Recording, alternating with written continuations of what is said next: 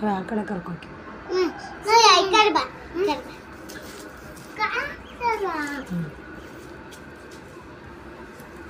ಏನು ಮುಟ್ಟಬೇಡ ಪಿಜ್ಜೆಲ್ಲ ಏನು ಮುಟ್ಟಬಾರ್ದು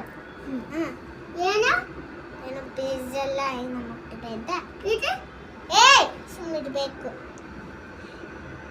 ಅಡಿಗೆ ಮಾಡೋಕ್ಕಿಂತ ಸುಮ್ಮಿಡ್ಬೇಕು